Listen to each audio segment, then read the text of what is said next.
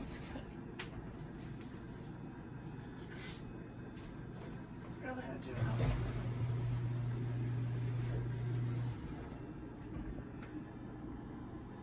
it. Please, cut. My lips are... Well, that's stupid. I can't find that church again.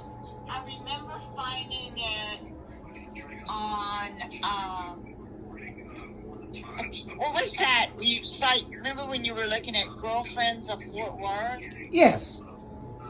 What was that? Just Girlfriends of Fort Worth? Correct. Girlfriends. The Carrollton one is Ladies of Carrollton. But no, this is Girls of Fort Worth. I remember looking on it and finding this, one of the leaders of it,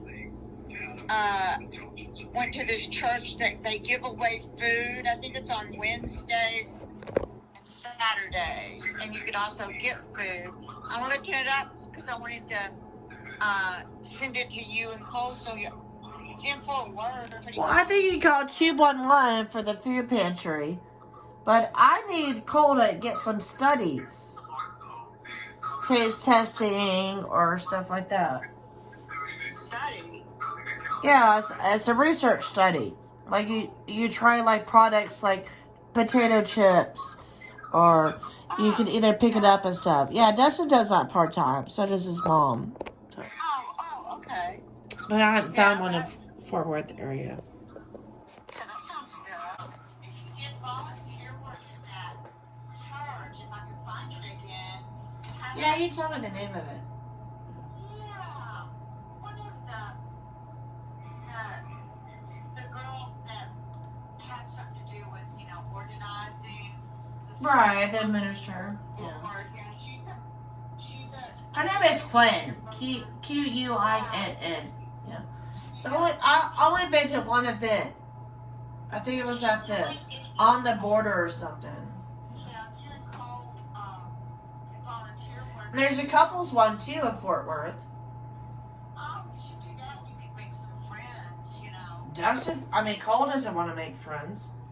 He probably would if he tried it. He might like it, I'm friends with Dustin. Dustin don't count.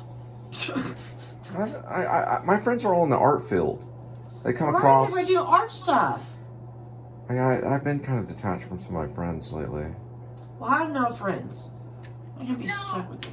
Tell him if you went to that couples church and did volunteer work and helped out with the food, you could get free food and you two both might be friends. You mean like a food pantry? When you call 211, it says something about food pantry. Need help with food pantry, push 1. It's a church, though, and they do it twice a week, but I'm trying to find it. There's a few of them. You can find them online. Yeah, it's in Fort Worth. Okay. And you can go and get free food, but you can also say, "We thank you for the food," and my fiance and I want to help volunteer, give out the food and help. They said one place, it was not the same place, but they would need shoppers that could go out and buy the food and bring it back to the church. You need people to hand it out to the people and, put it on the shelves, get it all together. They need someone to enter everything in the computer and all That's a good that. idea, Mom. That's a good way to get involved in a church. We are looking for a new church. I know, you two ain't gonna make friends and you get food and you can help people with Well, food. we need to set a Sunday aside. Yeah. I'm off on Sundays. Okay. Yeah. Well, It would be good for we'll both. look in that on Sundays. Thanks, Mom, for the idea. Okay. And plus you can put volunteer work down on any resume or anything that you want to get good recommendation for. You can put volunteer work down. Yeah, and it counts really good. Being in the community and helping and everything. Oh, look at Edmund. He's on the bed. And I'm still trying to look. Trying to find it. I'm looking, but I haven't found you. I'm getting real tired, so. That's okay. I'm getting tired too. My lips are chapped. So. Yeah. So I'll let you go and I'll All right. Well, bye, Mom. Bye, Mom. Love you. We'll talk Love to you. tomorrow. But I'll check it out. All right. I still have to watch. What I'm probably going to do is watch it through exports because I got a lot to edit. Let's see if I can get another clip on it. I think this is a good idea for filmmakers, by the way. Now, I heard, I want to say, if I'm not mistaken, Christopher Nolan did this either when he was watching he was making The Following. He would watch Goodfellas, and it helped him stay on the energy and frame of mind. Watching filmmakers and then going off and doing it sometimes keeps you in the same kind of mental frame of mind. It's a good idea. You can have a movie underneath what you're doing on the side to keep you inspired and also to give you ideas to riff on. I'm supporting that. And this one's called Alice Doesn't Live Here. What I was going to say was, it's a really funny scene right here where this lady she's getting all the orders kind of mixed up, and she's kind of a goofball, and she has to like switch. I'm trying to show it. She has to switch. There she goes right here. I'm just going to show it real quick. She's switching the plates and getting the plates wrong, and she's over worrying. And anyway, just see the movie. It's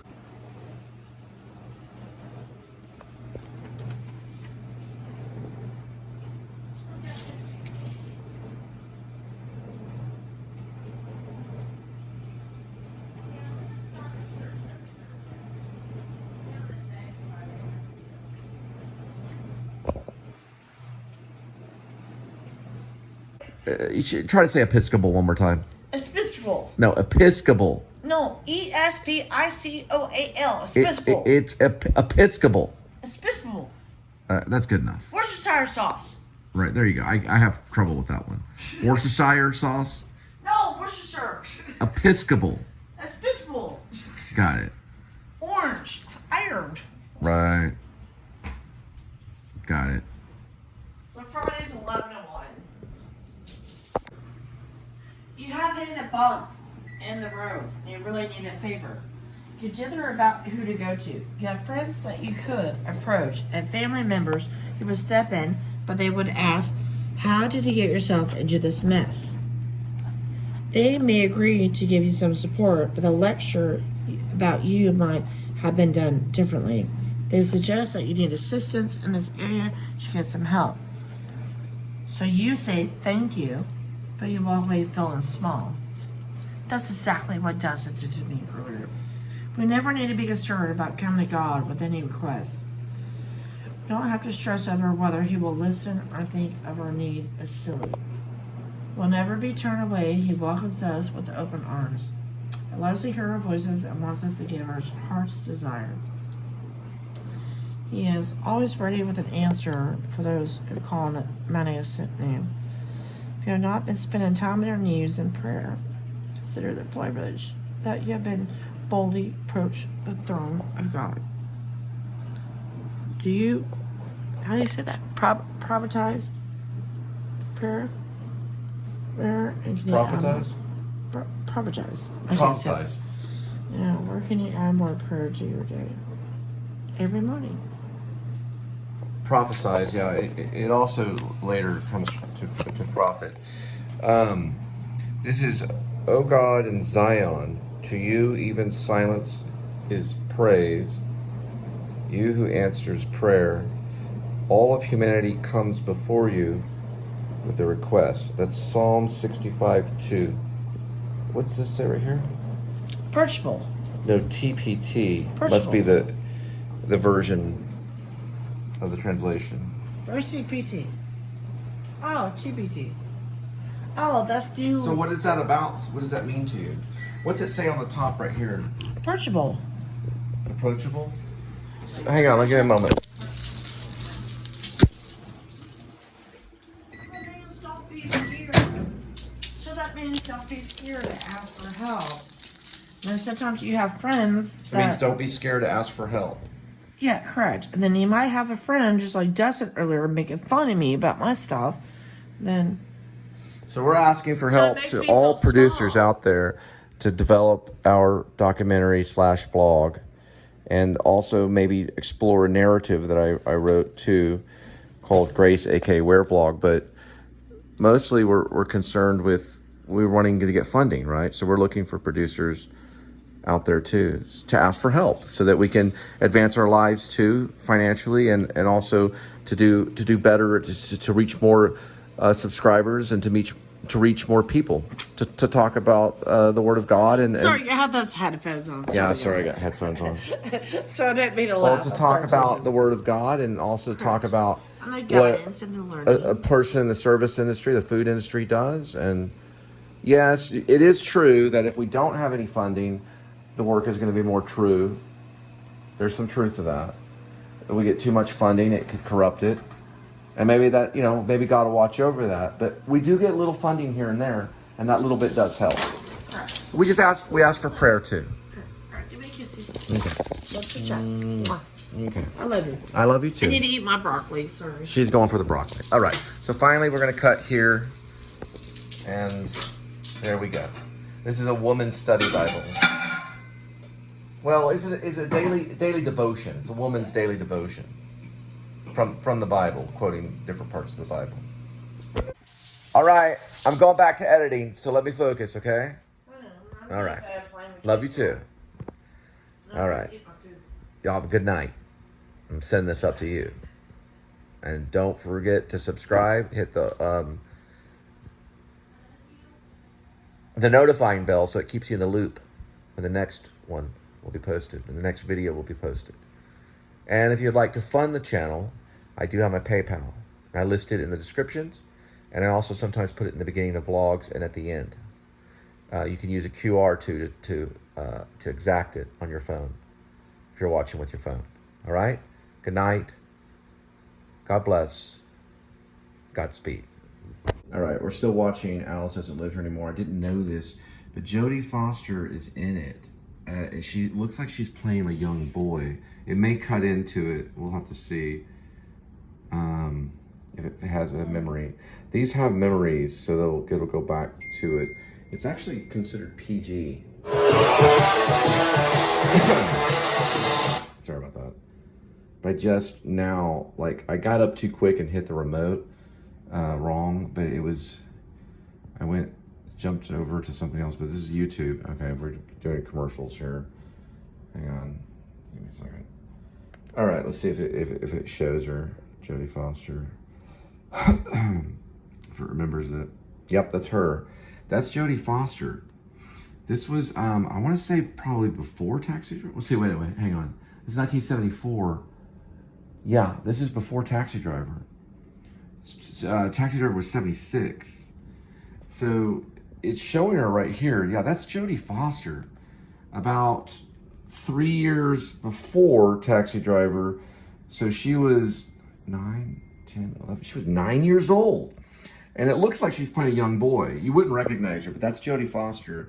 And she's in Alice Doesn't Live Here Anymore. And that's the son. I have to look up his name too. The son in the show that plays Ellen Burstyn's, Alice's, Alice Hyatt is the character's name. And that's the precocious son. It's this movie right here. It's called Alice Doesn't Live Here Anymore. It's 1974? 1974. The television series came out in 1976. This is 1974. 2 years before Taxi Driver. So she was actually 10. Sorry about that, Jodie Foster. 10 years old when she did this. She's kind of a music lesson thing. So they're both playing guitars. This is a really good movie. This could be one of his best works. I'm really, you get into a Martin Scorsese film, I mean, you get really addicted.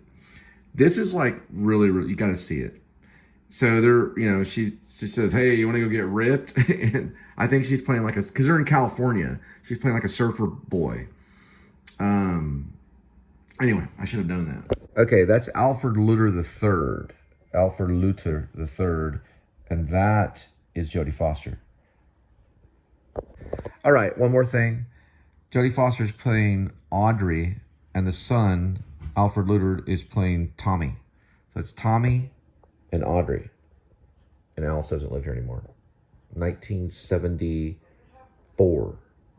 Also, Flo's in it, and she's brought back on the television series, but Diane Ladd played Flo in this version. So Polly Holiday, her name was Polly Holiday, played the television series of Flo.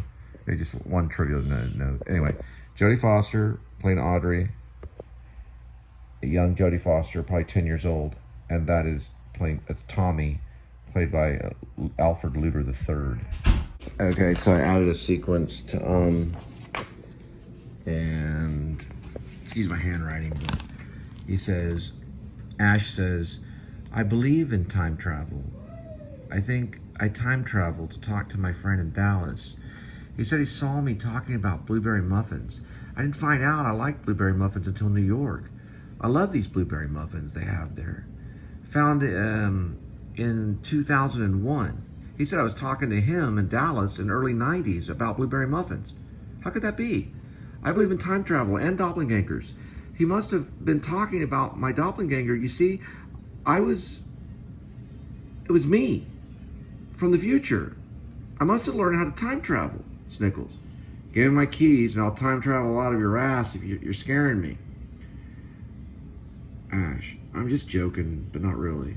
They once said you couldn't split the atom. Give me my keys and I'll time travel out of your ass. You're scaring me. Anyway, this is towards the end of the play. He talks about time traveling. So the door, people knock on the door could possibly be him, because it goes back to Escape from Maine. If you read the novel Escape from Maine, the character time travels back to talk to him when he was married. And there's a knock at the door in the play. If you read the play, I've scanned it once. I've probably written some more since I've scanned it. Once I finish this composite, it'll be done. I might just take some time to stop working on screenplays, maybe just switch over to playwriting, and just type this puppy up and for my next project, since I've been working on it alongside of Grace, aka Werevlog.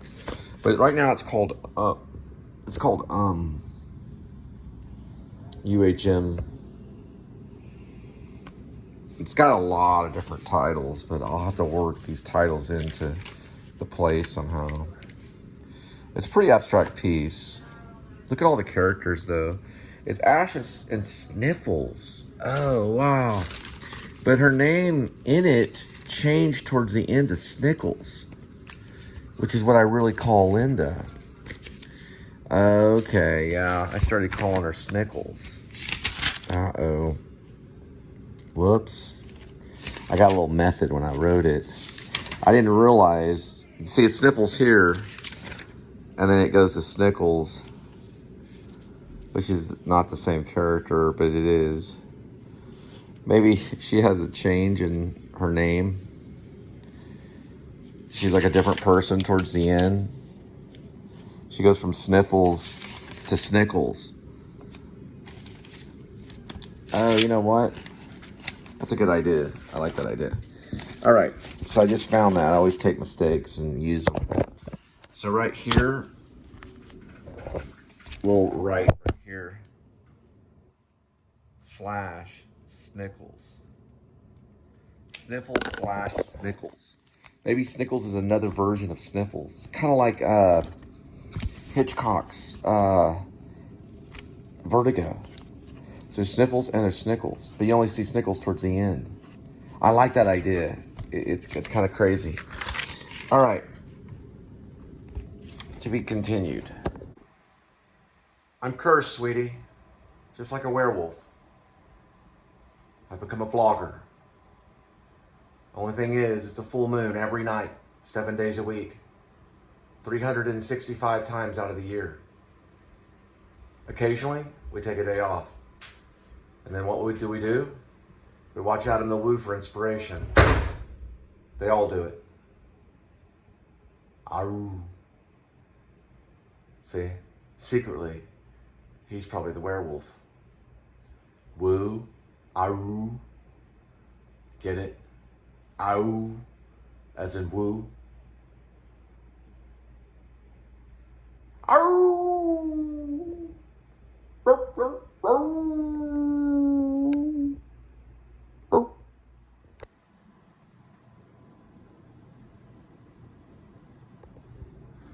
Well, it's good to have the light back, at least in the control.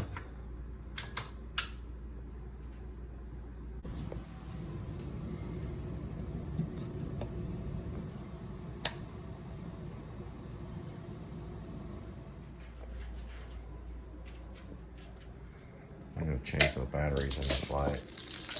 Oh, man.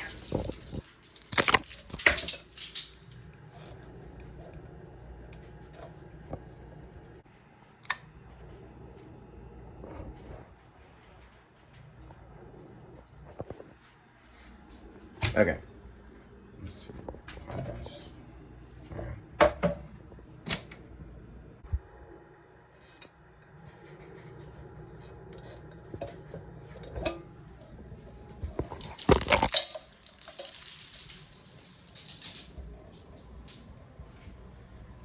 Oh, you said there was a bottle of water?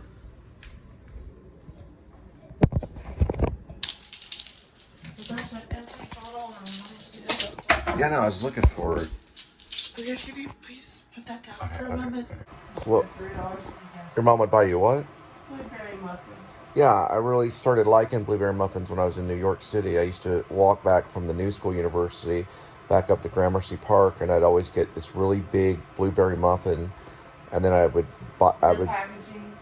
No, it was wrapped in like the cellophane. It was wrapped in cellophane.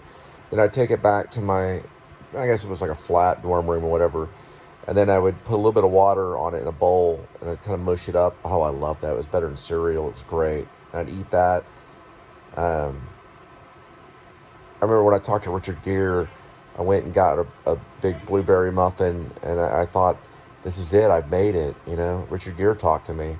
If Richard Gere's talking to you, that means, you know, you pretty much made it, especially if you're an actor. And I asked him to define acting, and he kind of squinted at me, and then he said, you can't really do that, but it's whoever you are at that moment. That's what he said. It's whoever you are at that moment. And I think that's the most brilliant, lesson in acting, in defining acting.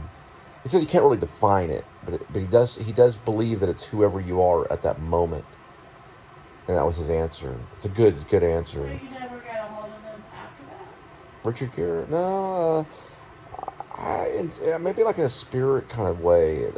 I felt like maybe when we got that, remember in February when we got the $200, the last name of that person was Gere. It was Sabrina Gere. I feel like that's coming from him in some way, in some kind of karma way. But no, I never got big enough to really work with him yet. But he would be a great person to work with. He's I'm sure you can find his P.O. box. His P.O. box. Yeah, we'll send him a script in the P.O. box. See, they're real hard to get a hold of. Those guys are hard to get a hold of. But the vloggers are easier to get a hold of. And we'll talk about that later. I was at the New School University, the Parsons Theater. I was a student at the Actors Studio Drama School. So I asked Richard Gere, because he was one of our teachers, to define acting. He said, you can't really do that. And then he continued on and said, but it's whoever you are at that moment. That's what he said. I don't know if it made the show, but it probably made the uncut version of the show. It was called Inside the Actor Studio. So he was, it was basically like we could ask actors questions about acting, and they could talk with us to talk, And also filmmakers were there, directors, filmmakers, playwrights, musicians. Billy Joel was interviewed. All I remember for sure on dates was that Bruce Willis was there September 10th of 2001, a day before September 11th. We got to see Bruce Willis too. One of my favorites was Richard Gere. And then, of course, also, Ben Kingsley was great. Sir Ian McKellen. There were so many of them. Sissy Spacek, Ethan Hawke, Johnny Depp was there that year. The following year, which I had to leave, Martin Scorsese was interviewed by James Lipton. That next year, I missed it. I would have been able to ask him a question about Taxi Driver. But it was a great time. That first year was a really good year. Samuel Jackson was there. There was, let's see. I know Bruce Willis was the first to be interviewed that year. So whose hands did he shake? I got to shake Eli Wallach's hand. He was in The Good, the Bad, and the Ugly. He worked with Sergio Leone. I got to meet him.